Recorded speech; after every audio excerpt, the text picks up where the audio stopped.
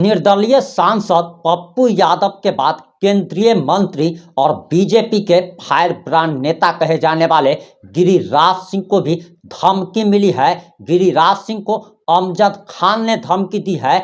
आखिर ये अमजद खान कौन है, कब पैदा ले लिया?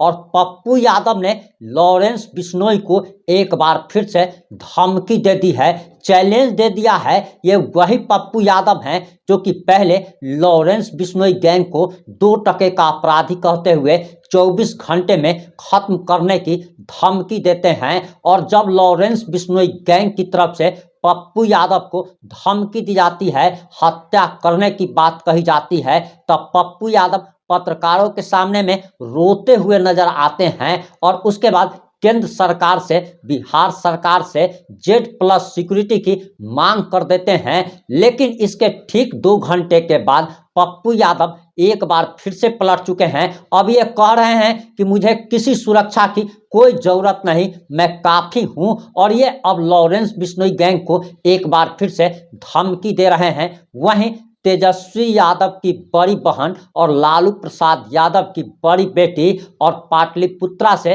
सांसद मीसा भारती का भी बड़ा बयान आ गया है। और पप्पू यादव के लॉरेंस बिश्नोई गैंग द्वारा धमकी दिए जाने पर मीसा भारती का यह बयान काफी वायरल हो रहा है। हम इस रिपोर्ट में आपको बताने जा रहे हैं कि आखिर गिरिराज सिंह को धमकी देने वाला, हत्या की धमकी देने वाला ये अमजद खान कौन है, कब पैदा ले लिया और आखिर पप्पू यादव एक बार फिर से कैसे पलट गए। लालू यादव की बड़ी बेटी मीसा भारती ने ऐसा क्या बयान दे दिया है। तो जुड़े रहें हमारे साथ, हम इस रिपोर्ट में आपको तमाम बातें बताने जा रहे हैं।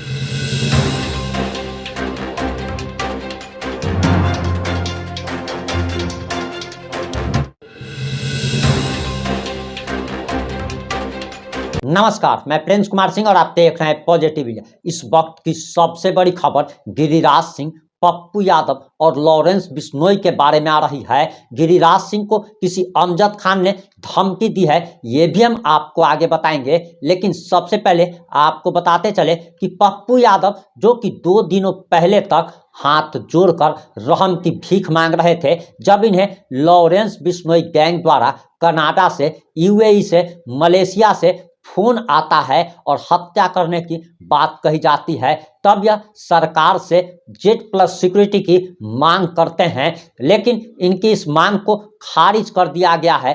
केंद्र सरकार ने अस्वीकृत कर दिया है। अब इनको Z+ सिक्योरिटी नहीं मिलेगी। फिलहाल जो सिक्योरिटी इन्हें मिली हुई है वही चालू रहेगी। लेकिन अब इस पर पप्पू यादव भड़क गए और केंद्र सरकार द्वारा, राज्य सरकार द्वारा अतिरिक्त सुरक्षा न मिलने पर अब ये कह रहे हैं कि जो अभी मेरी सुरक्षा जो अभी मुझे मिली हुई है ये भी वापस ले लीजिए। और आखिर पप्पू यादव कैसे भड़के हुए हैं, आप सबसे पहले पप्पू यादव को सुनिए, उसके बाद हम आपको मीसा भारती और गिरिराज सिंह के बारे में भी बताने जा। जब सोशल मीडिया के पेज पर किसी लोगों ने मलेशिया से, रात भी जैसे मलेशिया से लोगों ने धमकी दी, तो वो उनका काम है धमकी देना। मेरा काम है हाथी चले बाजार कुत्ता भूखे हजार। मेरा काम है अपना काम करना। ये भी जो जरूरत नहीं है इस सुरक्षा को भी लौटा ले, मैंने चिट्ठी लिख दिया। तो सोशल मीडिया के पेज पर किसी लोगों ने मलेशिया से, रात भी जैसे मलेशिया से लोगों ने धमकी दी, तो वो उनका काम है धमकी देना। मेरा काम है हाथी चले बाजार कुत्ता भूखे हजार। मेरा काम है अपना काम करना। ये भी जो जरूरत नहीं है इस सुरक्षा को भी लौटा ले, मैंने चिट्ठी लिख दिया। आपने पप्पू यादव का बयान सुन लिया होगा। पप्पू यादव पर जो धमकी दी गई है, हत्या करने की जो बात कही जा रही है, इस पर लालू प्रसाद यादव की बड़ी बेटी मीसा भारती ने आखिर क्या कहा है वो भी जरा सुन लीजिए। जान से मारने की धमकी दी है, क्या कहेंगे? देखिए, मीडिया के माध्यम से ही मुझे जो जानकारी मिली है लॉरेंस बिश्नोई के बारे में कि वो जेल में है। और आप लोग मुझे करेक्ट कर सकते हैं, शायद वो गुजरात के जेल में ही हैं। तो आप इसी से अंदाज़ा लगा लीजिए कि गुजरात में प्रशासन, जो जेल प्रशासन है, किस तरह से मतलब इस तरह की खबरें बाहर आती है या टेलीफोन से वो धमकी देते हैं, किस तरह से देते हैं।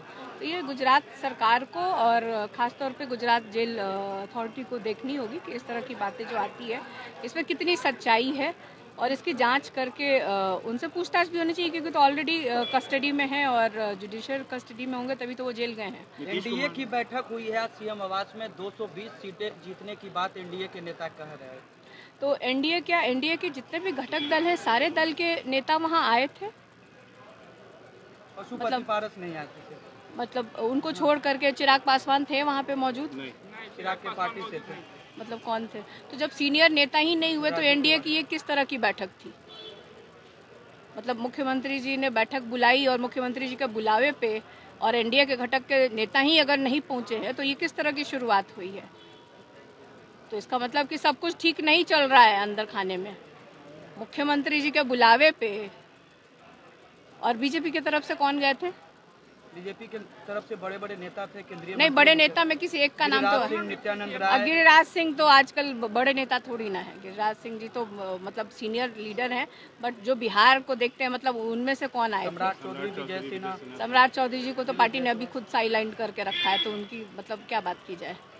तो कोई मतलब मुझे लगता है कि जो आप लोग बता रहे हो उस हिसाब से कुछ जो एक ठोस निकल के आना चाहिए था कि आदरणीय मुख्यमंत्री जी ने एनडीए की बैठक बुलाई और बैठक में जो नेता उपस्थित होने चाहिए थे उस तरह के नेता वहां उपस्थित नहीं थे। जो आपने मीसा भारती का भी बयान सुन लिया होगा। आपको बताते चले कि पप्पू यादव ने साफ तौर पर कहा है कि मैं किसी से भी नहीं डरता, मैं भगवान के अलावा और किसी से भी डरने वाला नहीं हूं। उन्होंने ये भी कहा कि मुझे इस बात की परवाह नहीं है कि कौन क्या कर रहा है, मुझे सिर्फ भगवान से डर लगता है, जनता ही हमारी मालिक है। पप्पू यादव ने कहा कि उन्हें सुरक्षा की जरूरत नहीं है। सरकार ने इन धमकियों का हवाला देते हुए उनकी सुरक्षा को वाई से जेड कैटेगरी में बढ़ाने के अनुरोध को अस्वीकार कर दिया और केंद्र सरकार ने साफ तौर पर मना कर दिया। यानी कि कहीं ना कहीं केंद्र सरकार ने इनडायरेक्टली इस बात को कह दिया है कि पप्पू यादव इतना जो नौटंकी कर रहे हैं, धमकी मिलने का, ये सब कुछ सुरक्षा लेने को लेकर है।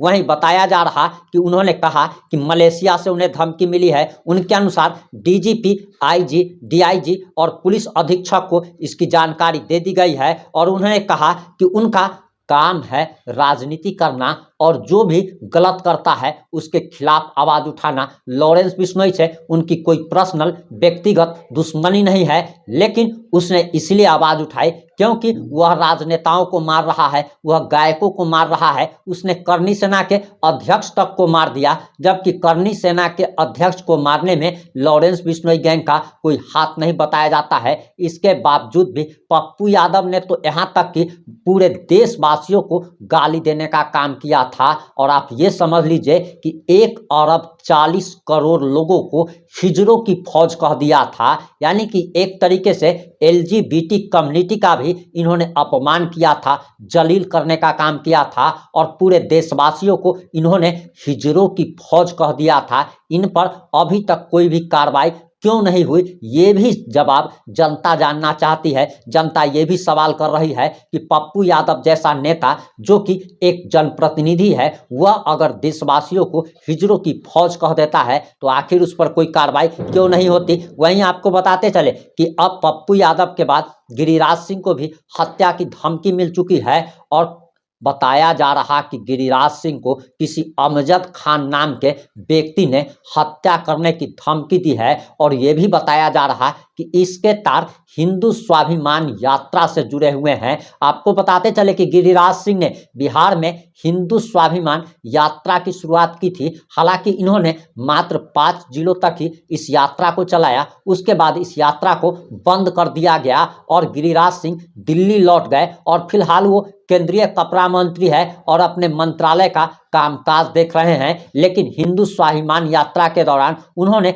जो बयान दिए थे उससे मुसलमानों को मिर्ची लगी हुई है और इसी बात को लेकर गिरिराज सिंह को हत्या करने की धमकी दी जा रही है। आपको बताते चले कि मीडिया रिपोर्ट्स के अनुसार जो जानकारी आ रही है, दरअसल उसके अनुसार बताया जा रहा कि केंद्रीय मंत्री गिरिराज सिंह को जान से मारने की धमकी मिली है। बेगूसराय से सांसद को यह धमकी व्हाट्सएप कॉल के जरिए मिली है। धमकी देने वाले ने अपना नाम अमजद खान 1531 बताया है। हालांकि ये कैसा नाम है, इस पर आप लोग प्रतिक्रिया जरूर दीजिएगा। गिरिराज सिंह ने इस पर अभी तक कोई भी ऑफिशियल बयान नहीं दिया है, लेकिन यह घटना ऐसे समय में हुई है जब कुछ दिनों पहले ही सांसद पप्पू यादव को भी जान से मारने की धमकी दी गई है। वहीं आपको बताते चले कि गिरिराज सिंह ने इसकी शिकायत पुलिस में भी दर्ज कराई है और पुलिस इस मामले में गिरिराज सिंह से भी पूछताछ कर सकती है कि उन्हें ये व्हाट्सएप कॉल किस नंबर से आया है, कब आया है, इस बारे में और ज़्यादा जानकारी उनसे